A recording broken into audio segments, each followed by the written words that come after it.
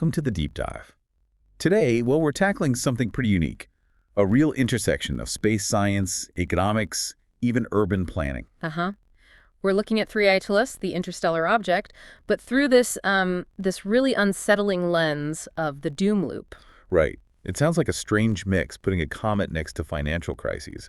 Why link them? Well, the link isn't physical, it's about how we assess risk, really challenging risk. How so? Both situations, the speculative alien probe idea and, the very real threat of economic spirals, they force the same difficult question.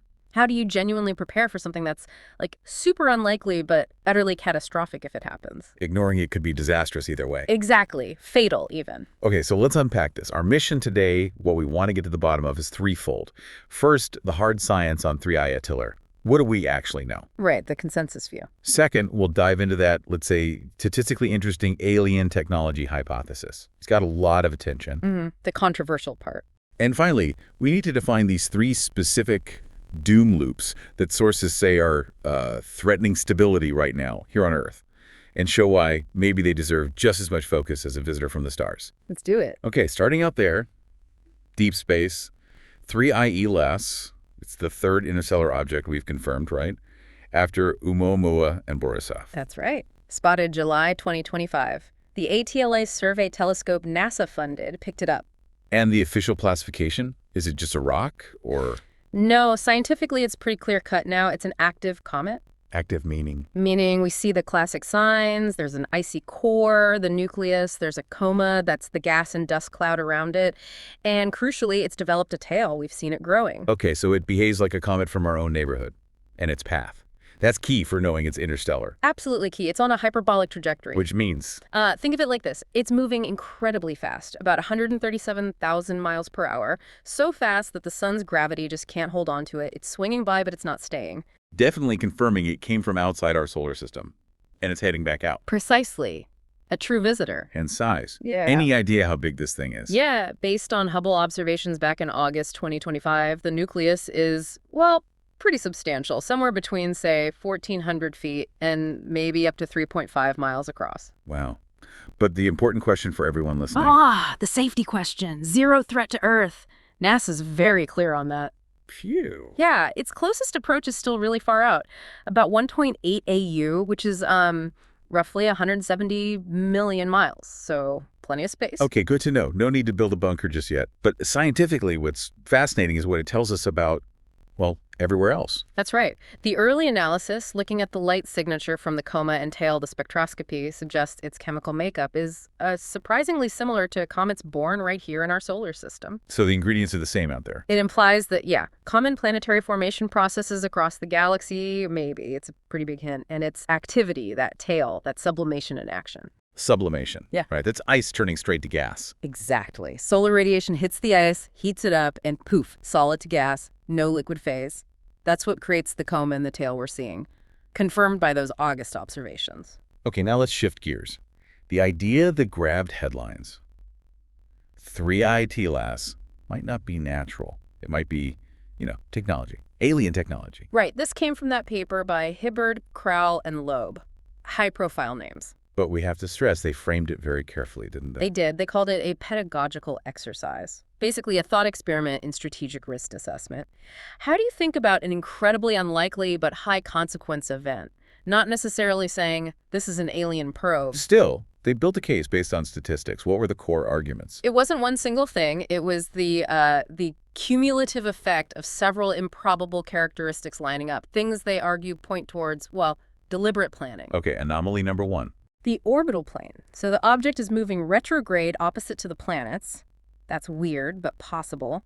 But its path is tilted only about 5 degrees from the ecliptic. The ecliptic being the flat plane where Earth and the other planets orbit the sun. Exactly. For a random object coming from interstellar space, hitting that plane almost perfectly, the calculated probability is really low, about 0.2%. 0.2%. Okay. Suspicious on its own.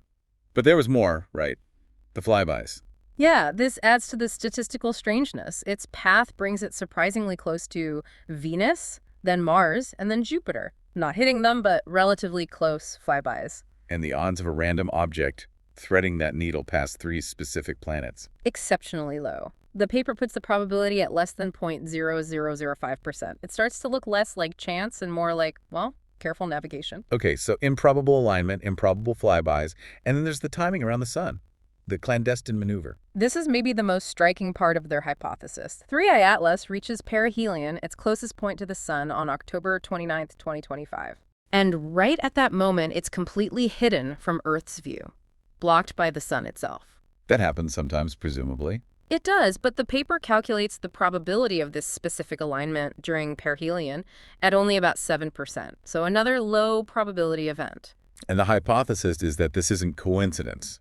It's intentional cover. Right. They suggest this period of invisibility is the perfect time to execute a major maneuver without us seeing it, specifically a braking maneuver. You mentioned the reverse solar Oberth maneuver. Sounds very sci-fi. Break that down for us. What is it? Okay, so the standard Oberth maneuver uses a planet's or star's gravity, like a slingshot, to gain speed efficiently. You burn your engine at your closest approach, deep in the gravity well. Right. The reverse maneuver is the opposite. You perform a massive braking burn, high thrust, right at perihelion, closest to the sun. Because you're deep in the gravity well, this braking is way more effective than doing it further out. So you can slow down significantly, using less fuel, relatively speaking. Exactly. The hypothesis is this could be used to slow 3I Atlas just enough for the sun's gravity to capture it, pulling it into a bound orbit within our solar system, all done while hidden from our telescopes. Wow. So the improbable STAPS plus this perfect hiding spot for a major maneuver, that leads them to consider some pretty dark possibilities for intent, right? The dark forest. Precisely. They reference the dark forest hypothesis. It's one proposed solution to the Fermi paradox. Where is everybody? The idea being that the universe is dangerous, so smart civilizations stay quiet. Or even hostile. The safest bet might be to eliminate any potential competitor you find before they find you. So if 3ILS is technology, the dark forest framework suggests its intentions might not be friendly. It could be a probe designed for reconnaissance, or worse, acting covertly. Okay, that's the potential cosmic threat, steeped in paranoia and statistics. Now let's bring that Dune loop concept firmly back to Earth. What exactly is a Dune loop in this context? It's basically a vicious circle, a self-reinforcing negative spiral, where the consequences of a problem actually make the original problem worse over time. Things feed on themselves, downwards. And the sources we looked at highlight 3 specific ones operating right now. Systemic loops causing real harm. Yeah, we shift from this maybe not cosmic threat to definite self-inflicted crises right here. Let's start with Doom Loop 1, the economic one. Sometimes called the bank sovereign doom loop or the diabolic loop. This one seems tied up in regulations. It really is. It describes this toxic relationship where banks and the government of the country they're in can drag each other down. How's that work? It's pretty simple at its core. Banks, especially in Europe, hold huge amounts of their own government's debt sovereign bonds. They see it as safe. Okay. But if investors start worrying about the government's ability to pay its debts, the value of those bonds drops. That immediately hurts the banks holding them. Their balance sheets take a hit. And the other way around. If the banks get into trouble, maybe for other reasons, the government often feels forced to bail them out. That costs the government a fortune, strains public finances, and makes investors even more nervous about the government's solvency. Which, guess what? Makes the government bonds worth even less. Exactly. Hurting the banks again. Round and round it goes. And you mentioned regulation makes this worse, the zero-risk weight. Yeah, that's a key part of the problem, especially in the EU under the current rules, the CRR. Banks are effectively told that holding their own government's bonds carries zero risk, like holding cash. Which is optimistic. Wildly optimistic, historically speaking. Governments can default. But this rule, plus exemptions on how much they can hold from one source, means banks face no capital penalty for loading up on domestic debt. It actively encourages this home bias, concentrating risk massively. So if you try to fix it, you run into problems. Like if you force banks to diversify away from their home country's debt. Right. You might target that concentration risk, but maybe they just buy riskier bonds from other countries, increasing their credit risk. Or if you try to make all bonds generally safer. Then maybe banks all pile into the very few assets considered super safe, which just recreates the concentration risk in a different form. It's a real policy headache. Is there a proposed way out? The main idea being pushed involves a two-pronged approach. First, Create a genuinely new type of asset that is low risk and inherently diversified. People talk about ESBs or SBBS, basically, bundles of bonds from across the Eurozone, not just one country. Spreading the risk automatically. Correct. And second, change the regulations. Apply capital charges or strict limits to holding large amounts of single country bonds. Make holding that new diversified asset the clear, capital efficient choice for banks.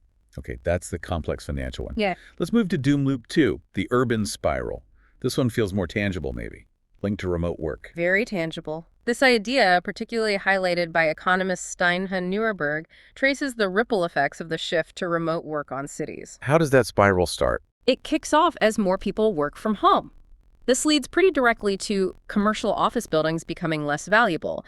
Vacancy rates go up. At the same time, foot traffic in downtown areas drops. Fewer people buying lunch, coffee, shopping. Exactly. So the city's tax revenue starts to fall. Property taxes from those devalued office buildings go down. Sales taxes go down. And with less money coming in? The city government has to cut spending.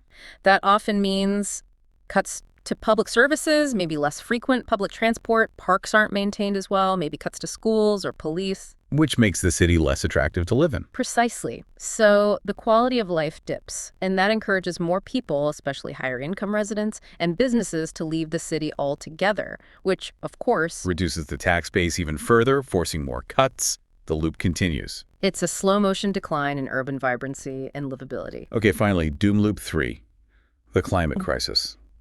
How does this fit the Doom Loop pattern? It feels more like just a worsening problem. It fits because of how we're forced to respond.